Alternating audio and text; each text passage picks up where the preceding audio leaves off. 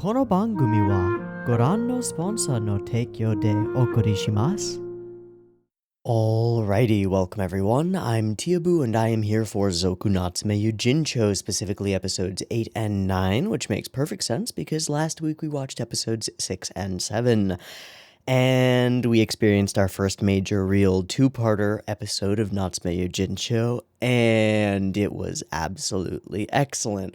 From the introduction of a new character who is frankly very cute and fun, named Taki, who also has a unique and entirely novel experience with yokai, with the ability to only see them when they step into the circles that she was taught to draw by her grandfather, I think, which is really cool that she gets this little taste of things, and Natsume has it all the time, and Tanama has it, like, vaguely, and then there are all these characters that see yokai completely differently. It's like people with perspectives on stuff and different opinions and things, and we can get a much broader experience of the whole world through understanding more of those. But overall, that part was great. The introduction of a truly malicious, if not evil, yokai with sadistic, awful tendencies, who is not just a communication error gone wrong, but a bad fucking boy, actively seeking out people to torment and torture, and then eventually, after they have run their course and played enough games with him, to kill them and eat them. Not necessarily in that order. Sometimes the eating is just it doesn't really matter. It's bad. It's bad. It's bad. But we met Taki, we found out about her thing, we shared our own experiences with these things. We haven't made a circle so that Tanama can see fucking fucking yokai. I really want that to happen, but I really hope that happens, that's all. And then there was the absolutely wonderful climactic moment at the center of the entire thing. And I mean moment with a capital M, in the sense that I talk about during, like, Yuru Camp and Sora Yori and shows that have these like moments that do something and affect you. And this one was the moment that Nyanko-sensei returns and picks up and invisibly carries Natsume to his goal in order to help save Taki and rid the world of this awful yokai, and just chomps down on him, and it's so visceral and good. I loved it. Okay, two-parter done. What's next? I don't know. Maybe we'll show Tanama some yokai. Probably not, because, yeah, I guess we're just gonna forget about him now. Aww. Okay. I don't know what's coming next. It's going to be, I think, 2 separate episodes. I don't think there's a two-parter thingy going on here. So my expectation is the same as my expectation for essentially every episode of Natsume Yuujinchou. I expect to have a stake driven through my heart and then, like, taken out and soothed over with really, like, good feeling balms and heartwarmingness. So a nice balance of pain and not pain and joy and suffering and, you know, heartwarming and heartbreaking. The thing that we have experienced in basically every episode of this show, because it is perfectly balanced, as all things should be.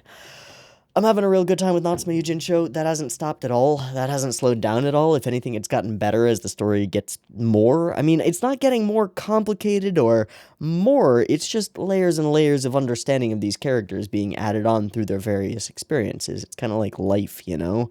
You wake up one day and it's not a crazy, super different, better day than another day. It's just a 24-hour period, but you have all the experiences and knowledge of the previous day, and now you're moving forward, and it's just more. It's just more because you're getting older, until you get, like, a lot older, and then it becomes less and less and less, and you just start slowly dying. But that's the human condition. That's part of our experience as mortal entities. We just gotta deal with it.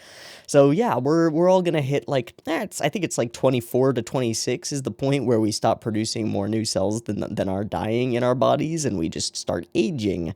We're all gonna hit that point. We're all gonna start slowly declining, but the experiences we gather along the way absolutely offset our own inevitable biological decline, and you don't need to be in decline completely. And I don't know why I'm on this topic at all. It just seemed like a tangent that seemed like fun to follow because I'm an idiot.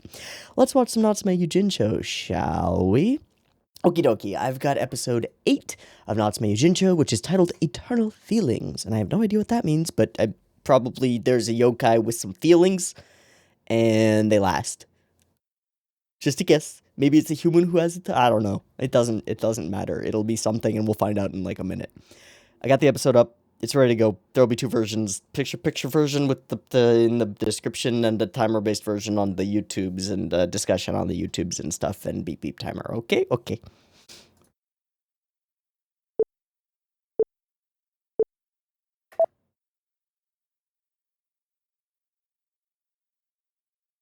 I particularly like this OP for, well, I mean, I just like it in general, but I also like it because at about the exact moment that I recognize that everything's going correctly, like, okay, video's playing, we're recording, the song is going, there's music, there's audio, is the exact moment, like, the beat hits. So when I nod at the beginning, which I do in almost every show, if you notice on the, like, picture-in-picture versions, I'm almost always, I'll, like, hit the button and go, like, okay, we're good.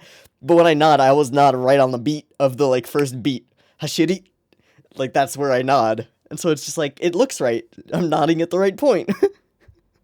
It looks like I have rhythm. I do have rhythm. Not tone, though. Not pitch. Do not have that.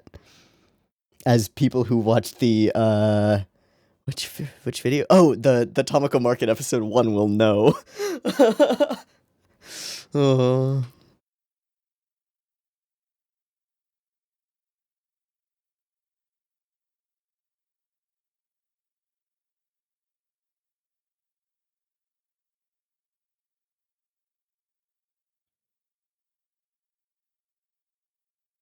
Sorry, I'm in a weird mood this morning. Like, a good mood.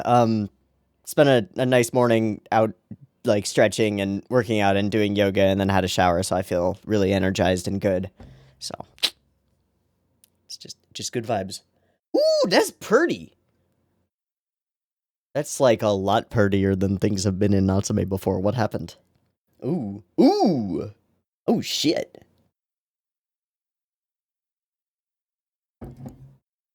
Oh, we're going on a study trip? Okie dokie, okie dokie. Yeah, bring them for your friends. Whereas, yeah, is Nyanko just gonna eat them all? Give it to Nyanko.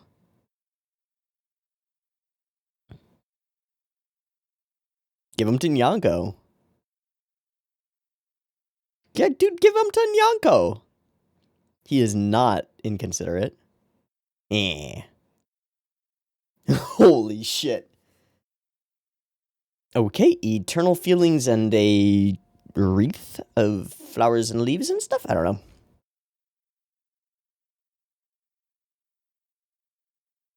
They haven't said anything pervy in the last couple of episodes, have they?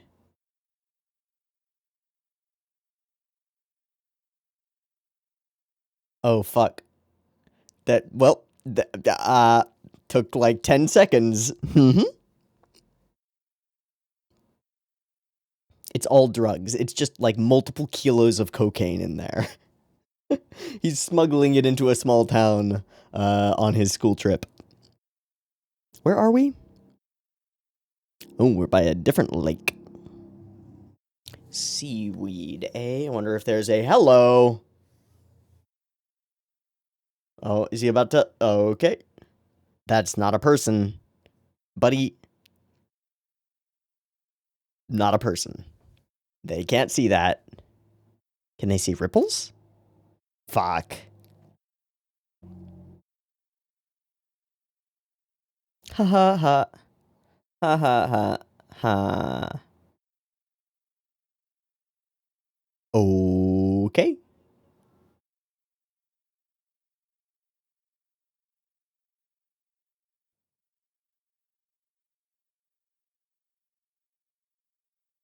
Or did we just get fucked with by a yokai? And now everything is different. Kinda empty. Kinda creepy. I don't know, but I'm keeping an eye out for anything weird. Oh, hi. Did you already eat all his fucking snacks? Aren't Japanese mermaids not good? Yeah, also hi.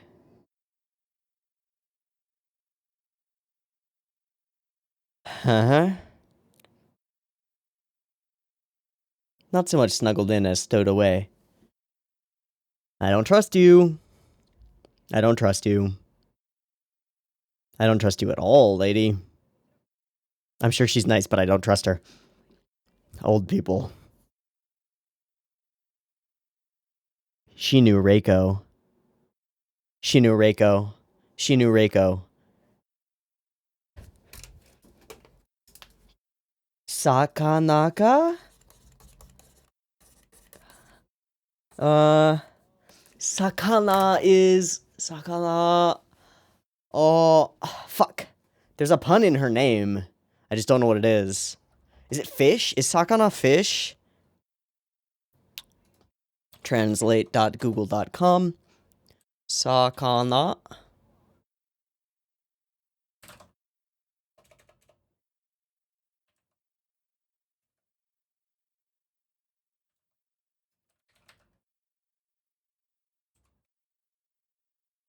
No idea. Okay. Hello, fishy.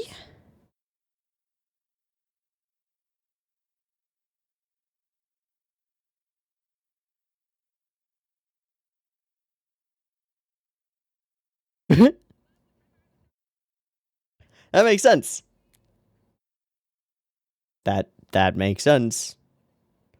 I'm sure. Maybe it's just going to grab some friends. Bring back an army. Maybe.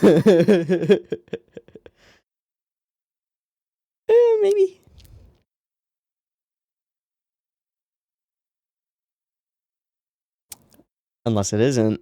Unless it has eternal feelings toward Natsume Reiko. Like Hinoe.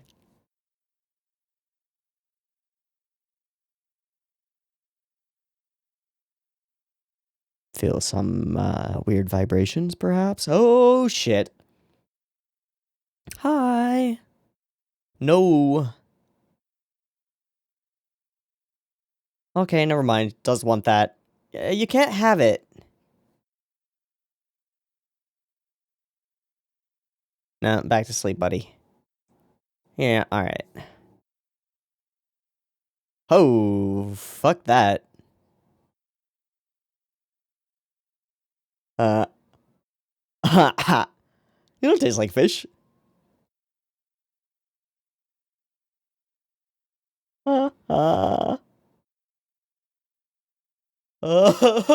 Whose voice is that? Oh, shit! She is hashtag cute. And scary. I'm kind of into it, not just... I didn't say that.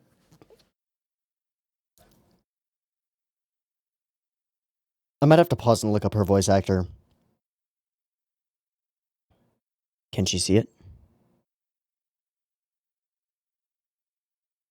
She cannot. Okie dokie. Sure, can we talk over it and figure out why you looked at us funny? God damn it. No, Natsume, you gotta go talk to that lady. She knew something.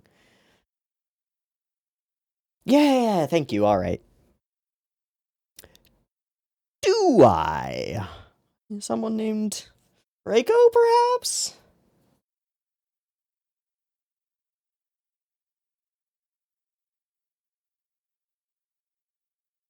Yeah, I just met her.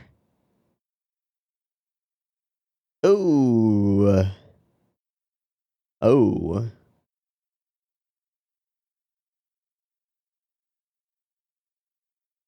And you tried to eat it? Oh, don't think so. Youth allows people to see that. Wait, what? You curse someone to immortality? Dude. What? Okay, that's a lot more complicated than I thought it was. Never mind. I don't know what's going on at all. Are we leaving?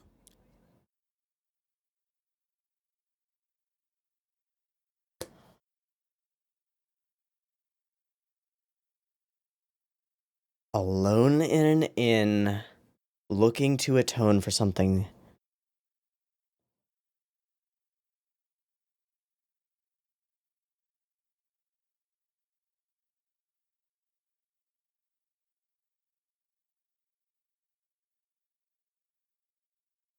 Good. Hello, mermaid. Are you there? Ooh, 3Difying. Oh, hi. All right, drop the act. You're very cute. I like you a lot.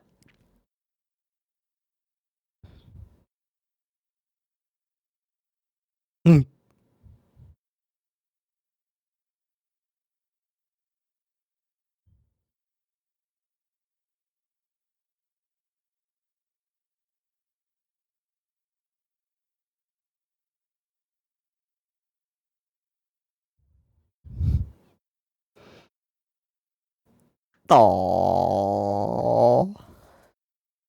Aww. God, stop it. Stop playing games, girl.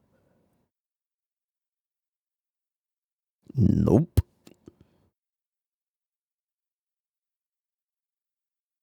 Can we find out what was going on here? I mean, we're halfway through the episode, so like, yeah, we'll spend some time finding stuff out. But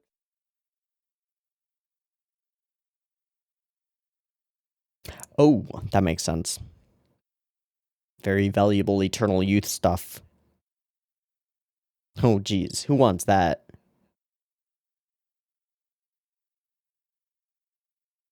Never mind. Never mind. Never mind. That was an interesting moment, wasn't it? 11, 10. Oh, hi. She's looking for that person. Coming in and out. Oh my god. Should have been a little faster on that response. People jump immediately, but okay. Oh. Who dat? Ah. Ah, eternal youth. He would be the same. He'd be the same age. He'd still be young. Yeah, I can see monsters, so your weird shit is no weirder. Okay. Okay, sure.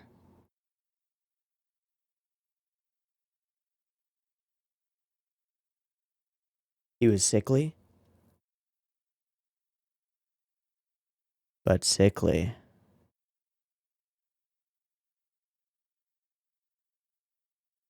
Yeah.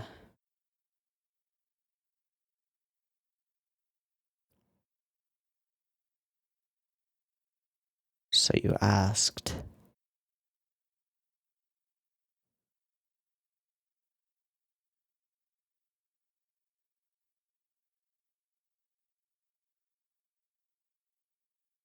Healing potion.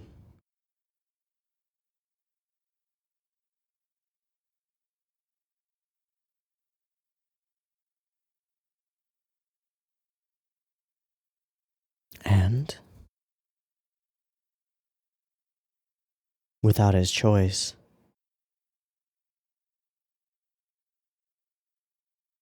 But he recovered, didn't he?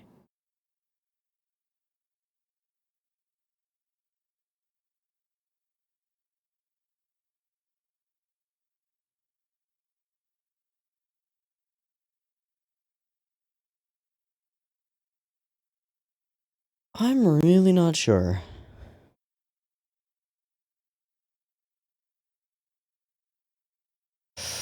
He remembered.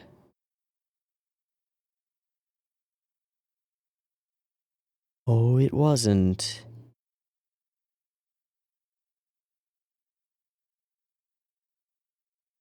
Not a good fate.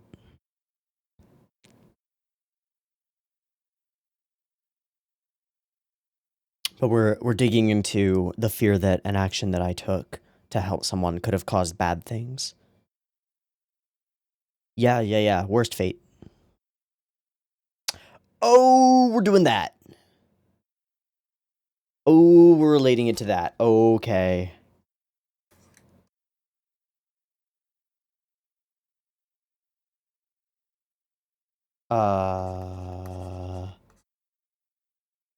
Yeah. You'll lose things too. Huh.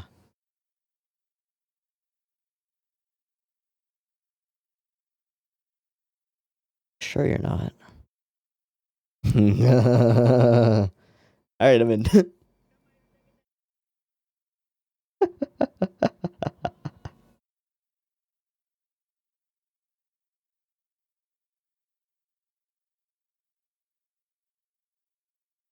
Behind you?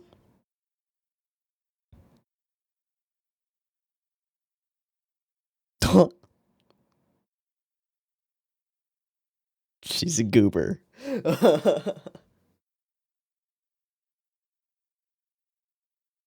What about that little girl that you played with? And helped at one point? Ooh! Wow! That's probably not a good idea. Yeah, seriously though. This is her turf. Oh! Oh!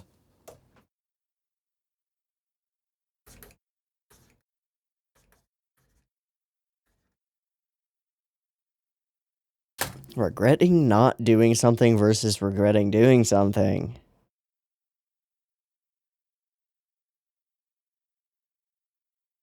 Okay, that's a sensible response. And you cared about her. Until she forgot. Ah, and you were disguised as that carp. Which is why you came back as that carp.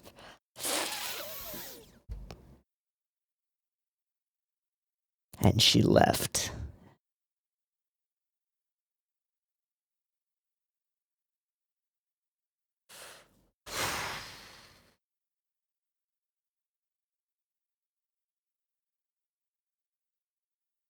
Oh, that works. You were watching the whole time, Nyanko. You could have helped.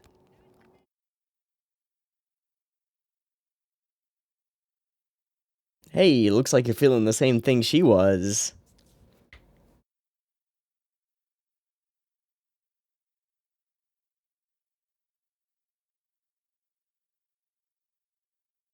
No fucking way. Say it. Do it. Say it. Yell it.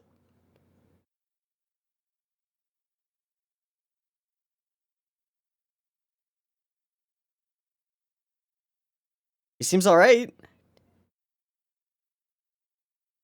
Ooh, I just got the biggest chills.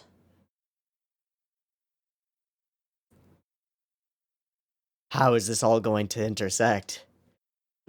Yeah. I'm so into... Oh, God.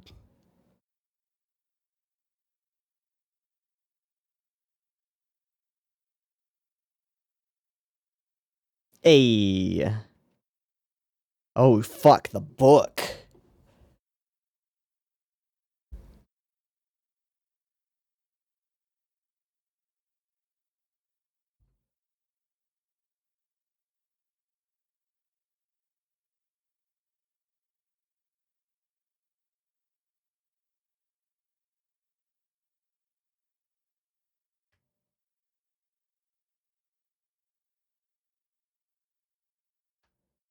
So you have given up your name. Yep. Oh, please no. Thank you, Madara. Yeah, don't fuck around. I got a bodyguard cat. There's the name.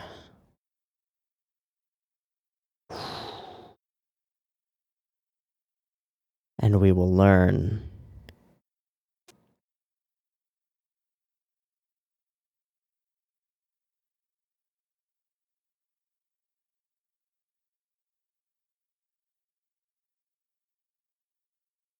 Aww. Oh. All she wanted was... Oh.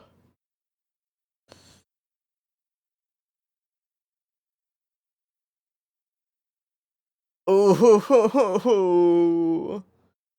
It's not, though. Yeah.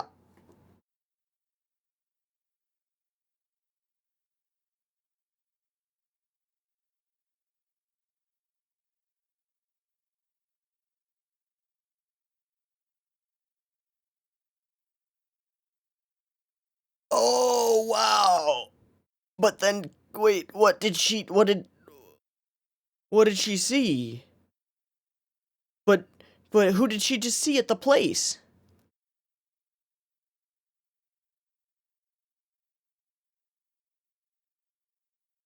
She's gone. Oh, fuck, she can see it? Can you see it? She can see it. She could see it, she could see it. Fuck, yeah.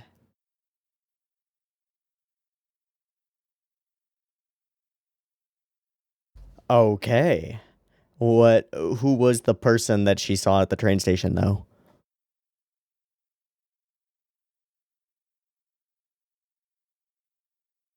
Mm-hmm. Mm-hmm.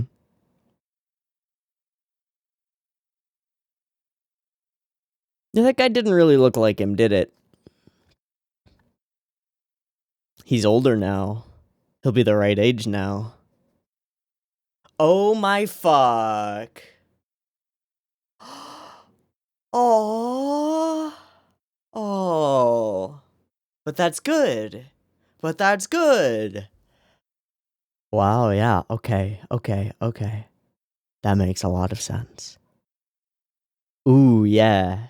Ooh, yeah. Do that. Yeah. Yeah. Perfect. Hi. Hello. And it looks just like him. Yeah. Aw.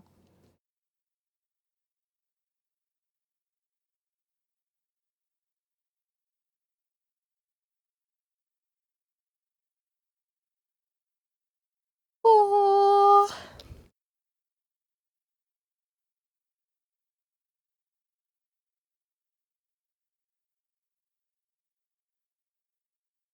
Yeah. Yeah. Huh.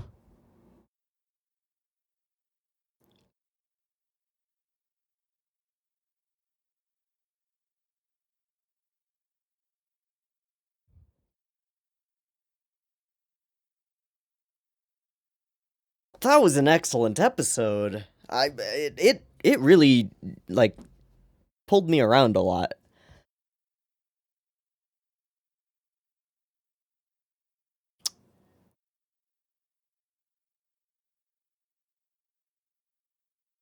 Wow, what a strange cycle of betrayal and guilt that ends up and regret that ends up becoming this group of people in this story. Sasafune included.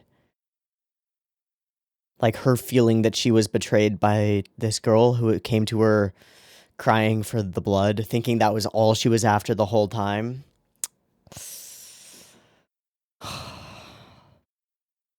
And then the trick that she played on her and her own disappointment in herself, and then carrying along that Chizu went and used it and now holds on to this terrible regret that she's caused literally endless suffering to someone that she cared about.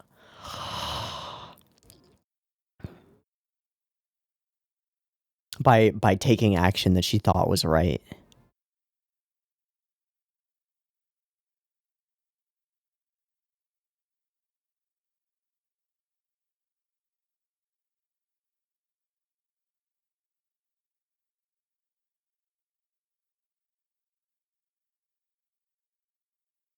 Wow. Okay. The men amidst the rows of cherry trees. Interesting. I got a picture at the flea market. I don't know what that means. We will find out in a little bit. I don't think there's going to be the most discussion ever on this episode, but there are some things to talk about. I think this episode seems more complicated than it is, just because there's like confusion and misinformation and unreliable storytellers within it. Like Chizu's story to us is unreliable because in her mind she poured mermaid blood in the mouth of Keiichi-san and saved his life, right? But it was grape juice and she just didn't know. So there's an unreliability to it, and also like the figuring out of the mystery, and that's fascinating. That's interesting. Okay, things that stand out. Let's just go through the episode quickly because I think we can go through this one pretty quickly, and there are a couple sticking points that we do need to talk about that are interesting, partly related to Madara. Yeah, partly related to Madara. Okay, Toko starts out being really fucking cute, inconsiderate, blah, blah, blah, giving them to him, goofiness, great. We arrive, it takes like 5 seconds for them to say something that's implied to be pervy. What's in it? Oh, it's for later? Ooh, later. God damn it. Like, no, it's snacks, you dumbasses. Alright, some great landscapes, beautiful pond, as it should be, given that it's important. And a mermaid, a ningyo. And off we go. Okie dokie, we arrive at the place. It is quite spooky. Tells us that it is quite spooky. I quite like the shot of them against the white screen background, just moving by. That's pretty cool. And mermaids. And Freaky Deaky Nyanko is here. Hello, Lady Chizu. And then she is in shock. I assumed because we have meet characters who have met Reiko that this was just like, you look like Reiko. But no, it completely different. Cool. Great. I need to stop assuming so many things. Alright, study stuff, snacks and stuff, Nyanko just chowing down. Do they not notice that Nyanko is eating human food? Because cats don't eat human food. They don't eat Pocky. They're not intrigued by sugar and crackers and things. Like, try one day to feed a cat a cracker. Good luck. Good fucking luck. Not gonna happen.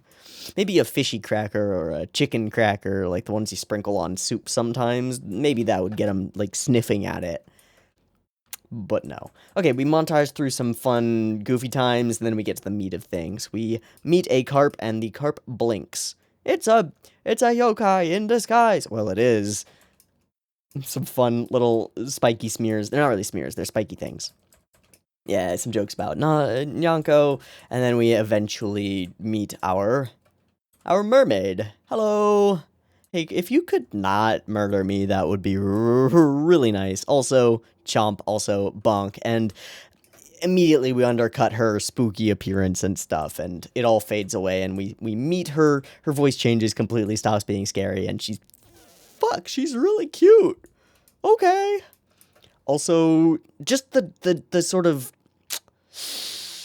the switch flip personality. I think what it reminds me of more than anything is Darkness from Konosuba. It's different in that she's sadistic, not masochistic. It's separate, but in a similar vein, you know? Yeah.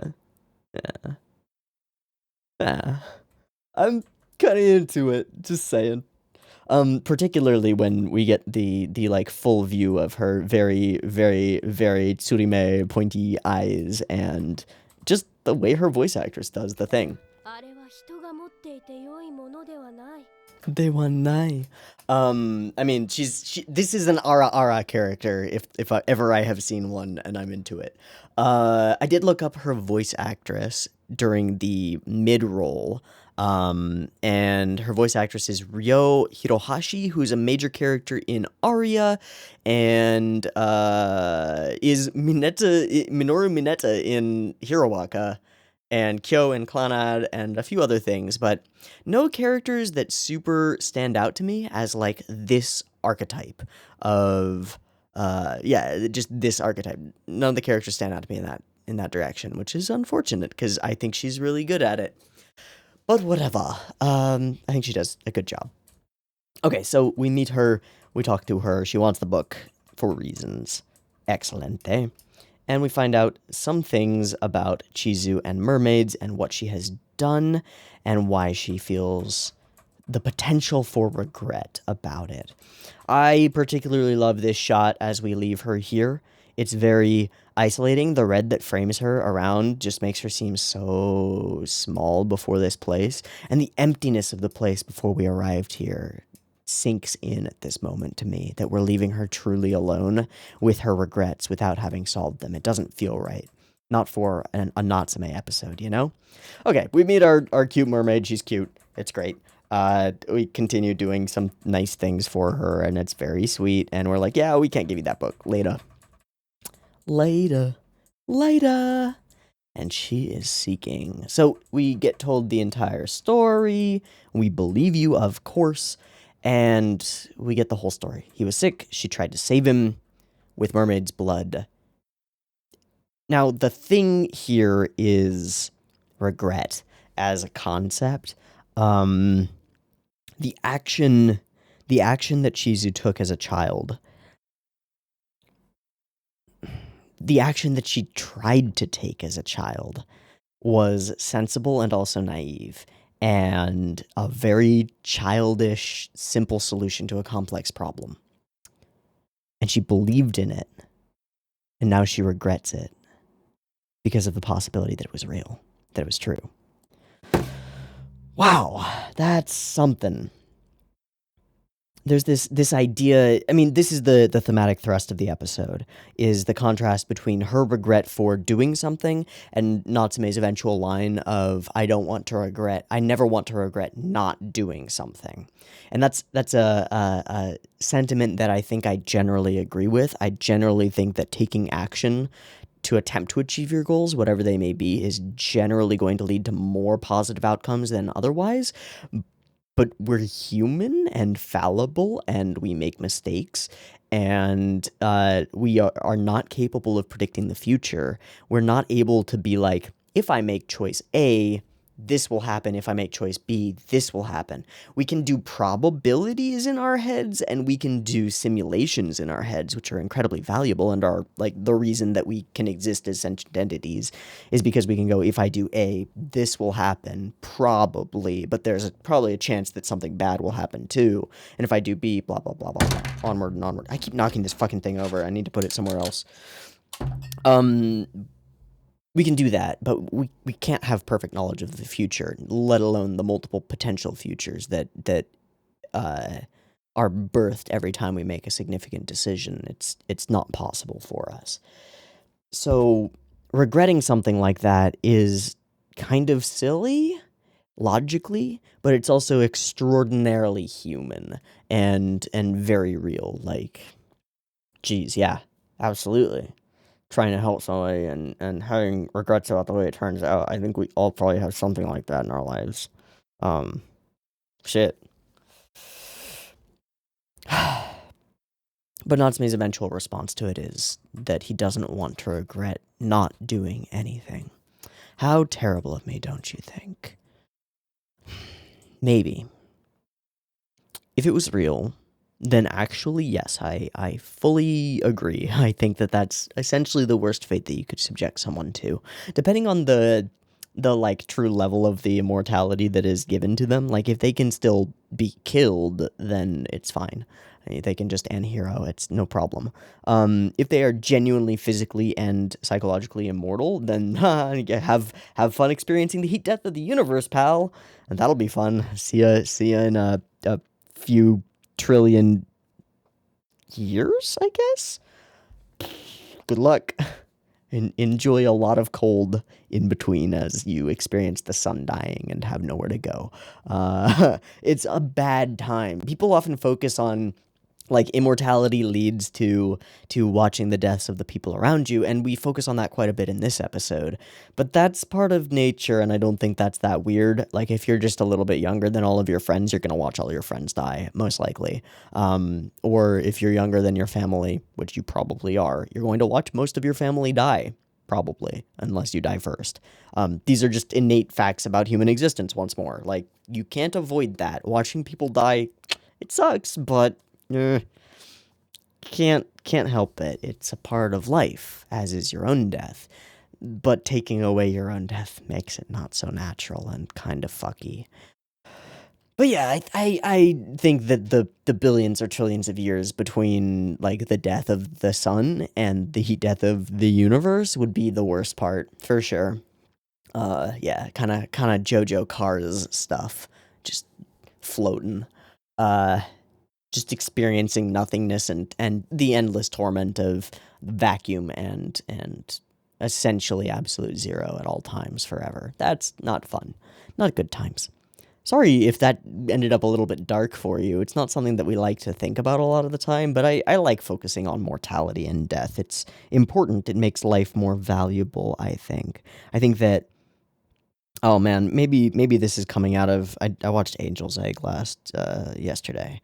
So maybe some of this is coming out of that, and some of it is coming out of, like, the reading about existentialism that I did in order to discuss it better. But there's this idea of being death-aware being constantly aware of your own mortality is the state that one of the philosophers, I can't remember if it was Jaspers or Heidegger or Kierkegaard or somebody, but one of them posits that like that's the road to truly fulfilling your own life, is just to be aware that it ends every day when you wake up, all day, just like every moment that you have, just be like, I'm gonna die, and so I better be doing something right now because I'm not dead yet, and I will be at some point, and I don't know when, and it might be really soon, and I could get hit by a bus, so I'm gonna work and do things and live for now.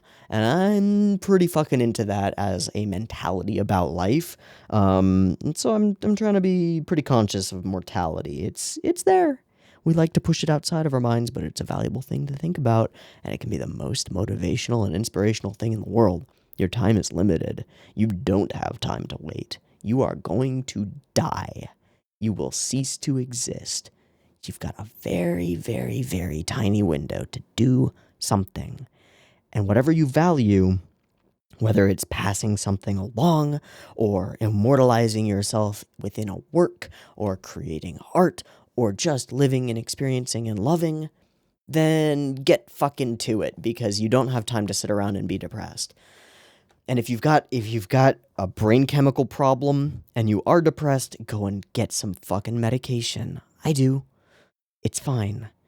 There's nothing wrong with doing that. You can fix yourself. Modern human medicine is great.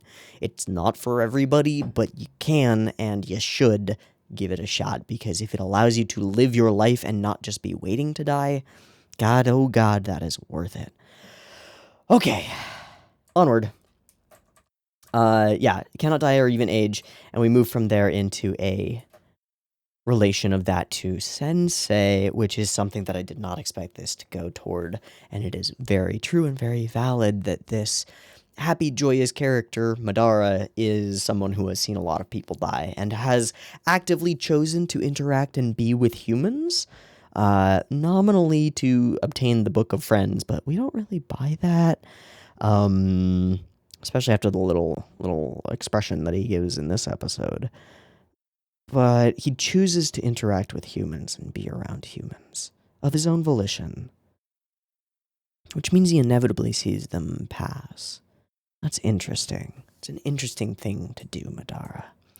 And then we get to eventually the scene where I don't remember where it was.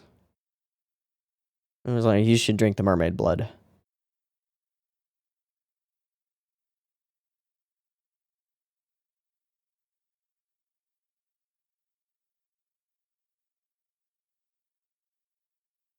Oh, I wrote it down. Never mind. It's right back here. You could have eaten her and become immortal. If I did that, you would never get the Book of Friends, Sensei. And I think the voice actor is important here. Heh. Funny. Funny observation you made there.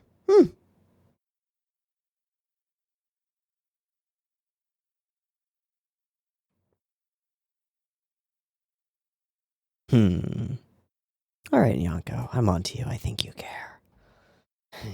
I mean, I know he cares. We've been shown over and over that he does. Okay, regardless, we have this very chills-inducing moment where she sees who she thinks is Keiichi-san.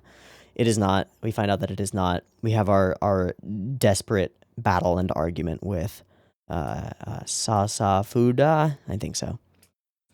And release her, see her thoughts, experience her genuine longing for interaction and companionship from this little girl who loved her and played with her without knowing that there was any ulterior motive possible, until she felt that she was betrayed, and betrayed in turn, and regretted in turn, and that cycled downward and downward, until we find out that all those betrayals led to something potentially beautiful in the end, and this woman is able to meet the grandson of the man whose life she did not save, but who she cared about. That's lovely. Lovely episode. Heartbreaking, heartwarming, in balance. Excellent. Excellent. Also, just the thematic thrust of regretting doing something versus regretting not doing something. I think almost all of my regrets come from not doing something as opposed to doing something. Um, like I said to you that I think all of us have an experience of something where we have tried to do something nice and it has failed and it has gone badly and maybe we regret it. But I think those experiences are outweighed 10 to 1, 100 to 1 by the experience of reluctance leading to regret. There's a saying that my father used to tell me, we suffer by our reluctances. And I think he's absolutely right. I don't agree with him on everything, and our relationship is strained, but I agree with him on that. It's a good saying. We suffer by our reluctances. And here I give it to you because it is a good and useful saying. When you are reluctant to do something, whatever it is, I think the easiest one to jump to is, talking to that girl or boy or whatever, whoever that you like across the classroom or whatever. If you don't do it, you'll never know. You'll just suffer because of your reluctance. And it's pivotal for my life. If I had been reluctant to start making videos about anime, I wouldn't be where I am now, and I'm incredibly grateful for where I am now. So, yeah, I think it's completely true. And I think it's a lot more common to regret not acting as opposed to regretting taking action. As long as that action is guided by, a little bit of good intent and goodwill. I know that the road to hell is paved with good intentions, but at the same time, bad intentions get you there much faster. So, idioms are a weird place to go with this because idioms are inevitably hyper compressed and they don't account for all situations. They're incredibly useful. Like, we suffer by our reluctances. Incredibly useful statement. The road to hell is paved with good intentions. Incredibly useful statement, but not broad and overreaching. Doesn't cover all situations. So take them with a grain of salt. Hee, more idioms. All right, we're gonna stop there, and I'm gonna take a breaky thingy, and we're gonna move on into the next episode and see what it's about. Something about cherry trees and a man within them. Cool. I'll see you in just a minute after I do a little seeky thing for myself. Peace. All right, we are good to go. I just yawned, so I'm all bleary, but I've been really yawny this morning. I'm not tired. I've been up and at it, and I've had tea, and I slept really well. I'm just super yawny. No idea. Anyway, I've got episode 9 up and ready. We're good to go. Beep beep timer. Something about roses, cherries, roses, cherry. I don't know.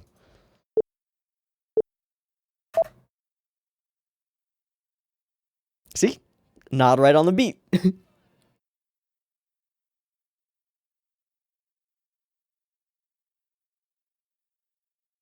Ah, fuck.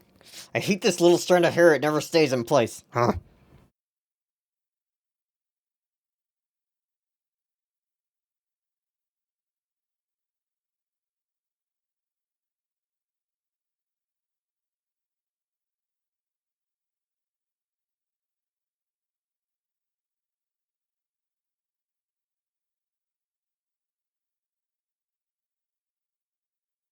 It almost sounds like he's saying Texas Soul.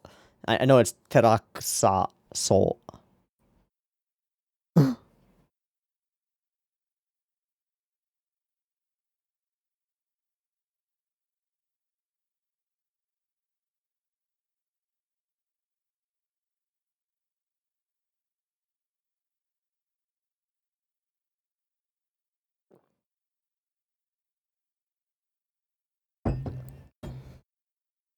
I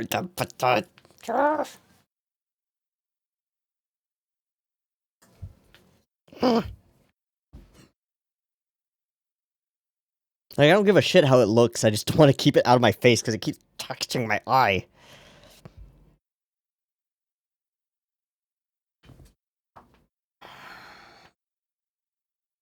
Ooh, right, flea market.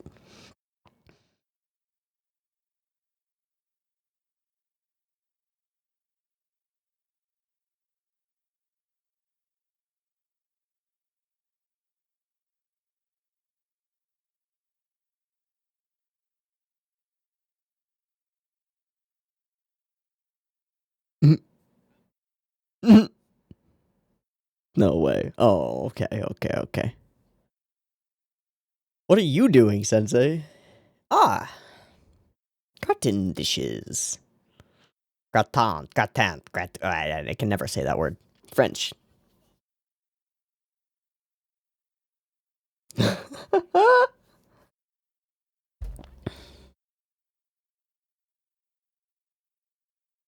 Why the nose, dude?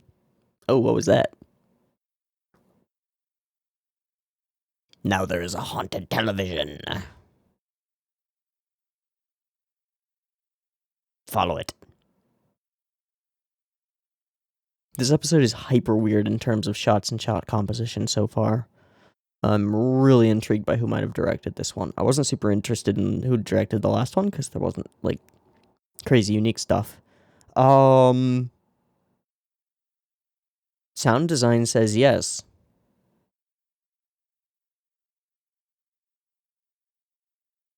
You're just gonna...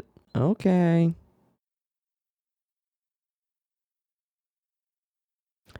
Those are the cherry trees. There may be a man amongst them. Okay. Yeah, I think that's gonna change. I think they might bloom.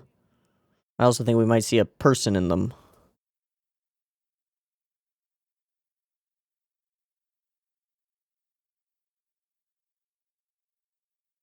Oh, that's what I was thinking.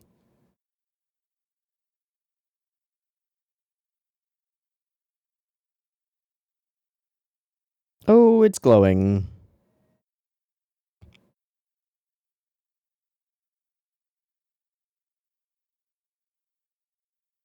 Oh, that's weird. Look at the picture. Look at the picture. I Nick Needatine. Look at the picture.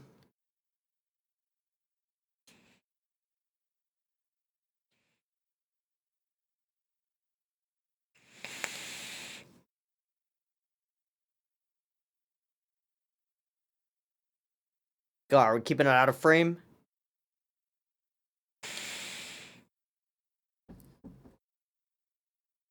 Okay.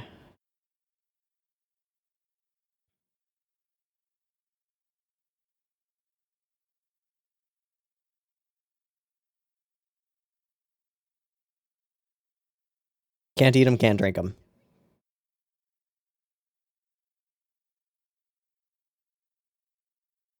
Correlation. Ooh. Shrimp grat. Nah, for. Yay. It's spilling flowers all over. I don't think that's a... Oh, yeah. You fucking idiot. Oh.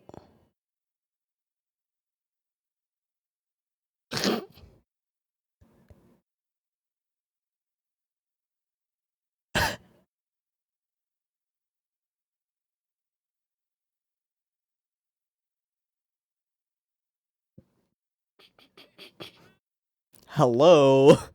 Hello? I'm a talking cat. Yeah. Goober. Yeah, can we look? Can we see? What will we see? It doesn't seem to be malicious.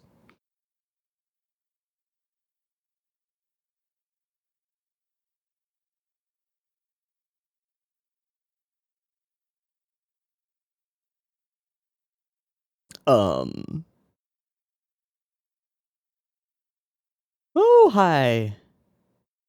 Nice mask you got there.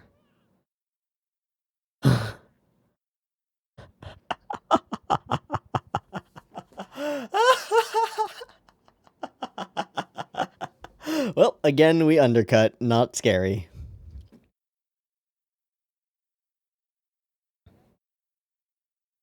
For... Oh, for the previous owner?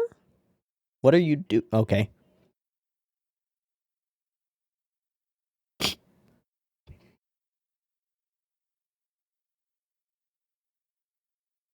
No. Wrong timing. There's a man within the cherry trees.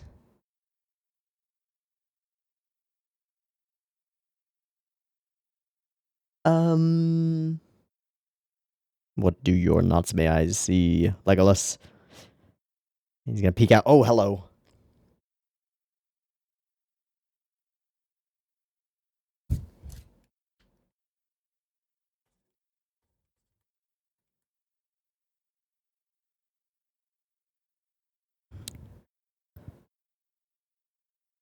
So she offers blossoms for him. Oh. Hey, don't insult this house. Fuck you. Ah, you can't. Can you not interact with well, but you interacted with the ceiling. Do we have to dive into it?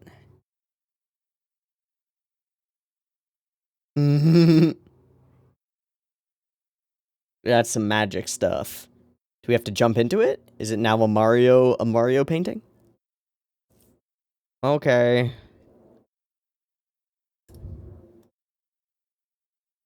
Bye.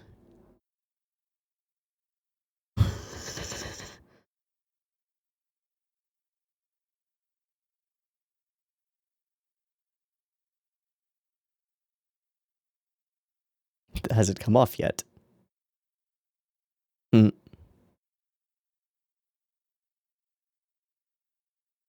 Hey, thank you.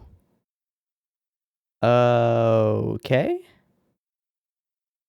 What are those? No, I think they're magic, dude. I don't know, dude.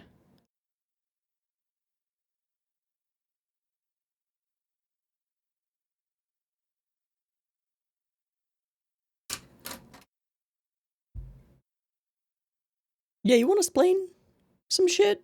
Creepy happy mask lady? Those are gorgeous little butterfly things. I do not like her mask. Oh.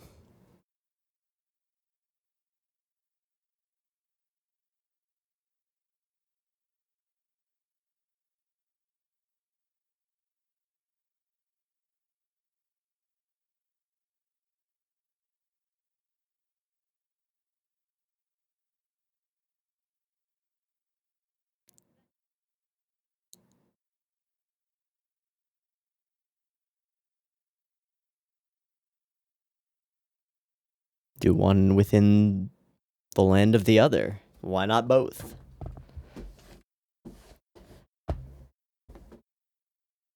Aw. Aw. And that time that he did have. Oh. Aw, poor boy thought he had a chance.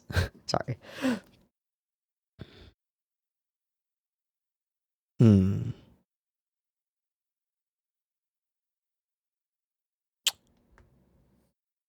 Ah. Return the blossoms so that they can be together. But he would come anyway.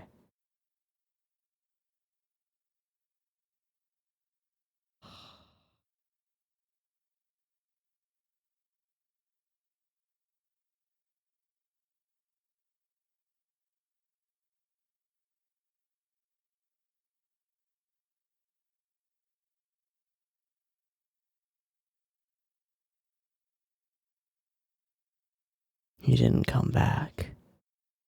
Oh no. Oh.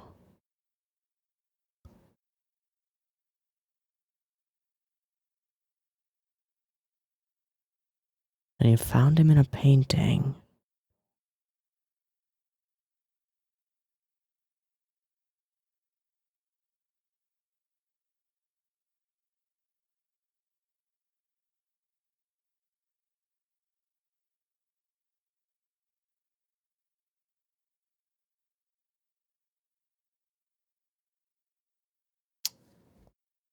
Ah.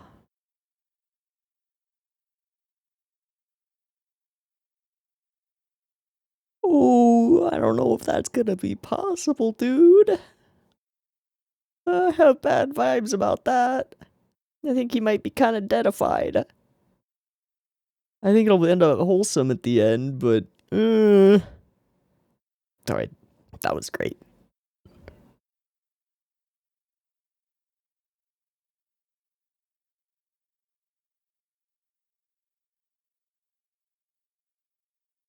He wasn't there a second ago, dude. 1, why is it glued to our wall by magic? 2, that dude was not in the picture a day ago. Okay.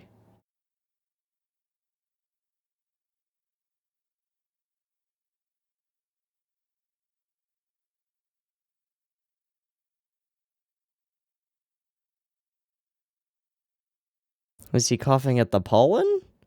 Or is he being slowly killed by something? Okay. Okay.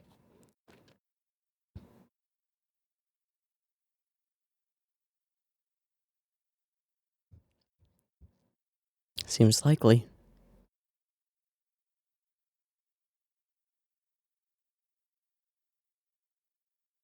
Hey. Hi. Okay. Thanks. Oh.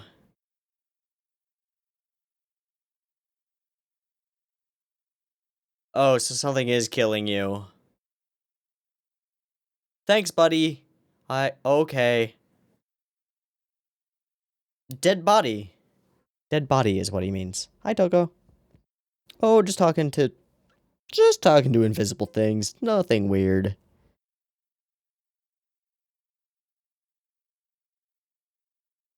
Tension, tension, tension, tension, tension. I was just talking to the cat.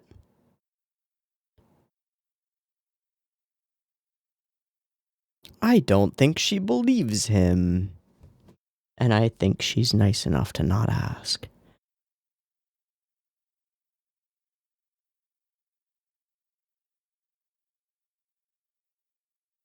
Yeah. True. That's a tie-in.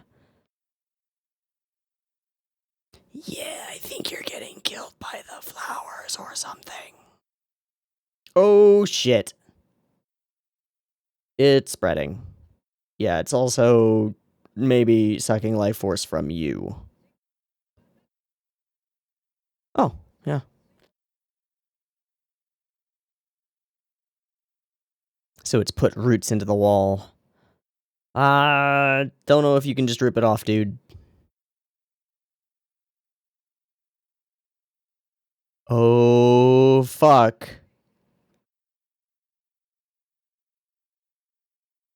Whoops.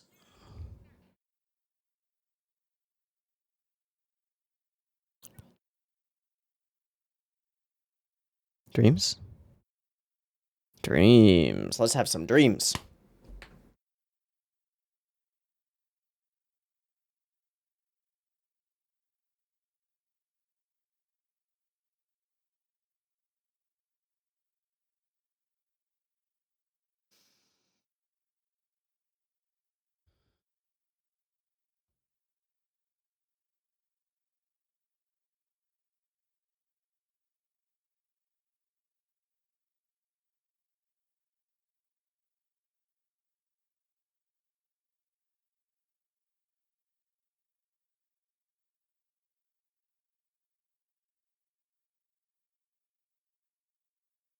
Oh.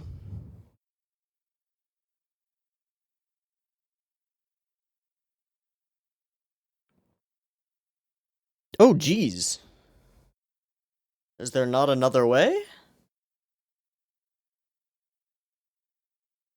It's not, though. Oh, he's dead.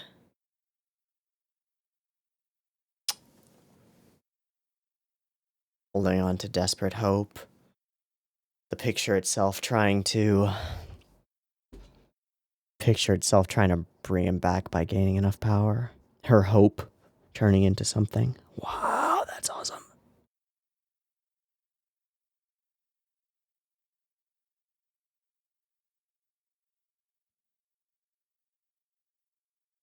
That's beautiful.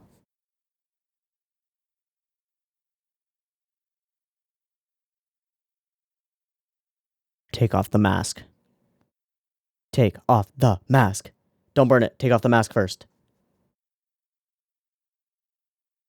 Oh, my suffering doesn't matter always. Fuck. Now you want to save it.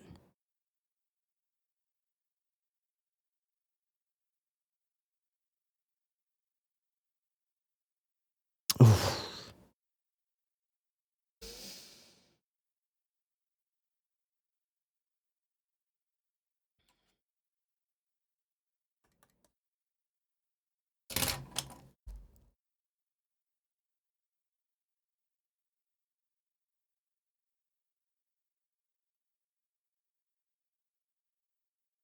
Yep. Mask off. Yeah.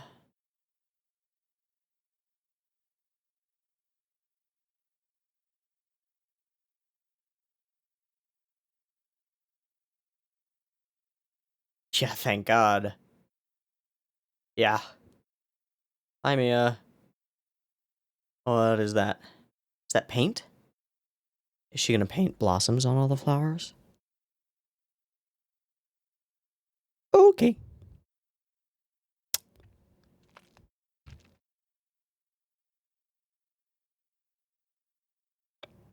Cool.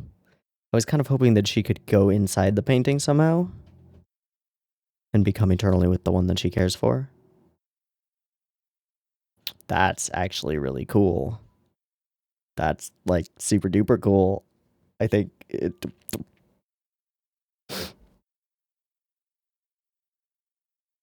Aww.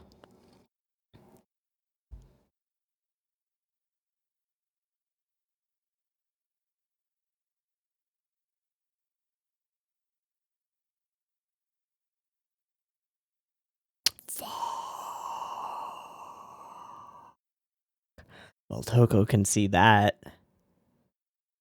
That is gorgeous. Yeah, he is drained. Sure is. Face, mask, off.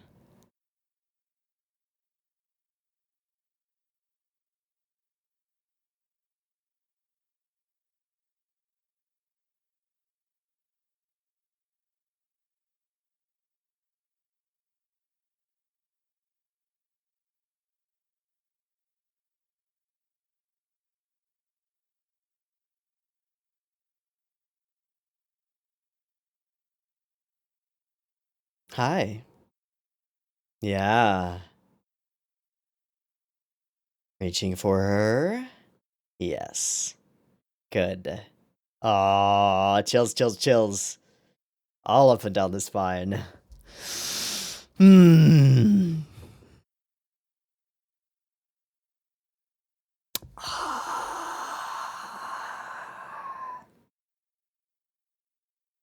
Will the picture be changed when we awaken? Yes, it will. He's healed.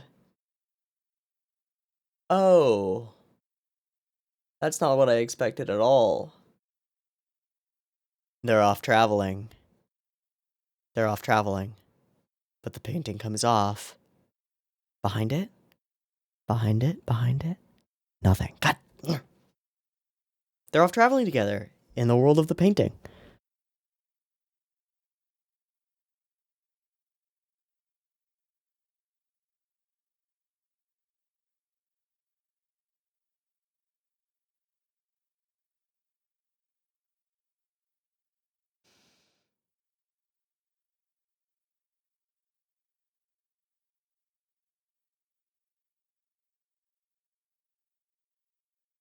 That's the one I'm going for.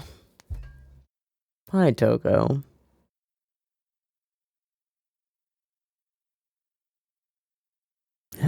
Reluctance. Well, we saw the mask coming off, so...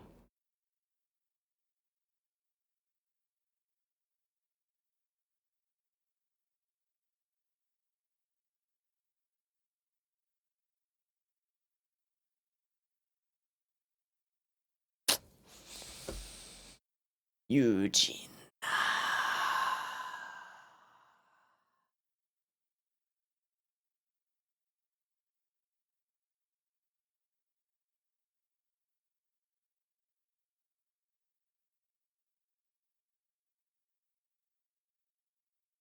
This is the first episode in a little while that hasn't had a, like, clear explanation at the end. There just isn't one, is there?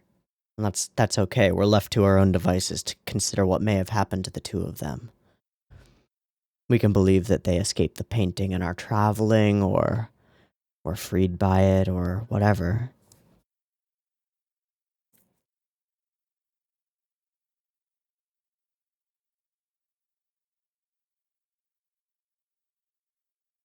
I will choose to believe that it wasn't her power that made the painting alive. It was his heart and the desire that things would bloom again so that she would return, you know, and they could meet again.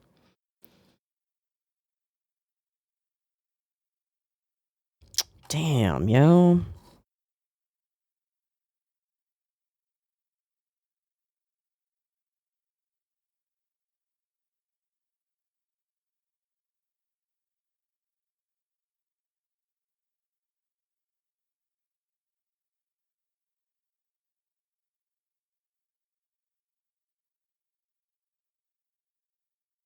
Hmm. Temporary house. Okay.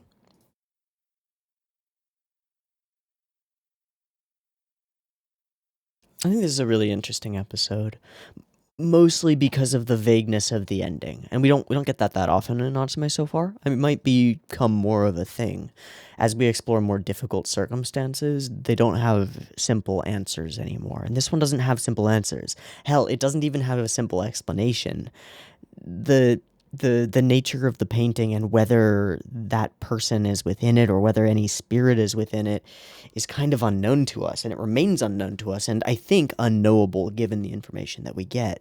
I think it's perfectly valid to say that you believe that the heart of this guy still lives within that painting, and it's also perfectly valid to say that you believe that it's just her desire for him, or like to meet him really with no mask between them, that gives life to the painting, that it's from her. I think you can believe either. There's this deep desire for both sides, you know? But the whole slow burn reveal of the mystery of the painting, like, obviously the flowers are related to the painting, it's the thing that we're focused on in the episode. We know that as audience members, but the characters don't. It's pretty fucking cool. It's pretty neat. And that it becomes a deeper mystery with a lot of weirdness to it. The painting won't come off and all that stuff is also very interesting. Now, I don't much like Mia's mask thing that's going on. It's kind of fucking spooky, and that's part of the intent, right?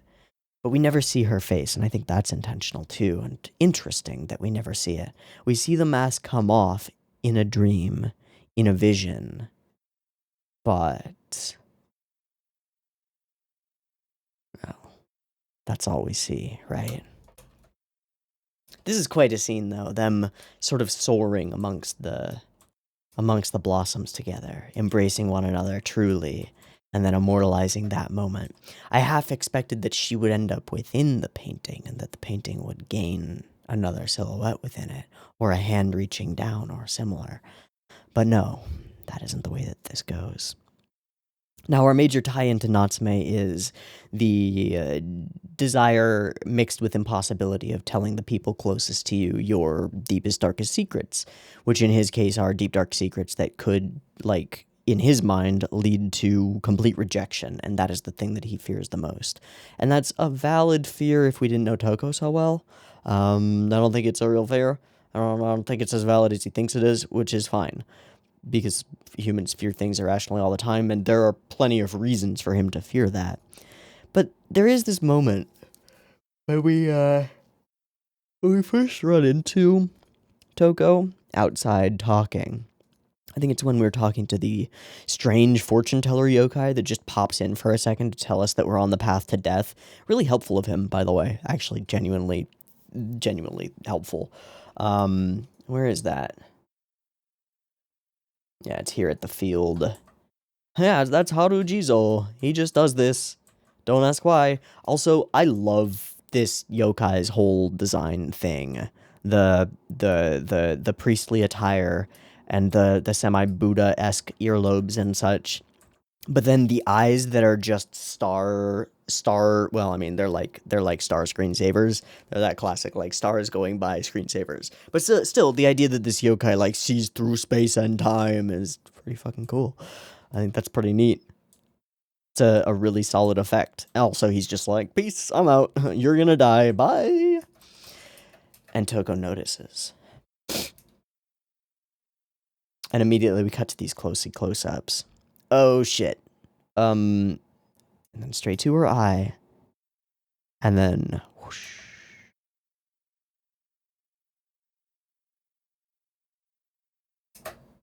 That's something. There's something there. Just a little something there. I don't know what, but something there. Now I am curious who. That's like basically all I've got for discussion on this one. I don't find a lot of depth in this episode. It's cool. It's fine. There's some good visuals to it. It's got a creepy little mini mystery in it, and then a good resolution to that mini mystery, left vague and open ended. I think, with multiple explanations that could be valid. That's pretty cool. But it doesn't leave a lot of room for, like, discussion. I don't know. So I'm going to look at episode director and storyboarder and stuff and figure out who was creatively in charge of this episode. There are a lot of unique close-up-y things in this one. Like, we have never gotten that classic, like, feet walking shot. I don't know where it went. I just had it. Whatever. You know which one I mean, right? This one. Yeah, we've never really gotten that shot. These big pans over the marketplace, the fun little slides around, the wacky cut where Nyanko bonks him and then we hold this strange angle. These are just kind of unique and a little bit different and immediately a little bit striking. It makes me curious who's directing. Mostly who's episode directing, because it feels different from previous episodes. So ANN Zoku Natsume. Oh, I'm so yawny and I don't know why. I'm not tired. Just enjoying Natsume, you know? Okay, this is episode 8? 9. Storyboard, Hidehito Ueda. I know that name. I don't know where I know that name. Episode director, also Hidehito Ueda. Where do I know you from? Oh, you directed and storyboarded AD Police, as well as, did you also do any of the whatchamacallit ones? The, AD Police is the same thing as Bubblegum Crisis? Yeah, it is. It's the same world as Bubblegum Crisis. Did you do any Bubblegum? No, you didn't. Okay. Oh, whatever. What else have you done things on? Yes, Precure 5. Go. Wait. Episode director, yes, Precure 5. Go.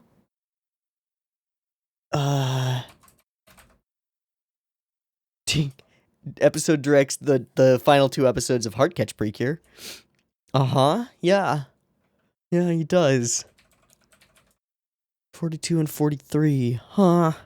Interesting. Okay, well, unfortunately, there aren't any, like, things listed under his staff listy things that have a clear stylistic parallel that I could draw with this episode, but I would say that this episode is stylistically interesting. I think our climactic sequence where we, in Natsume's, like, near-dead state, all work together to paint varieties of different visions and perspectives of cherry blossoms upon this scape. And this shot that's a little bit impossible, right? Because of just the way that the place where the thing is. Like, we know where that painting is, right? Let me find a shot of painting, because there's a bit of wall. Yeah, there's a window right next to it, right? And then there's a bit of, like, a corner wall over here, and it's already across the corner, and then there's this dresser. So this shot is impossible, but that's fine, right? That's not the point. The point is the feeling of a landscape enveloped by beautiful, beautiful petals in a classical style. And it is. I mean, well, unfortunately, the shoji screen that I got is the bamboo version and not one of the classic cherry blossom tree versions, but same idea, right? Same kind of thing that you would find on a shoji screen. And it's gorgeous. It really is. And thematically just filling everything. Oh, works so well. Works so well. Hmm. Okay, a wholesome, heartwarming episode.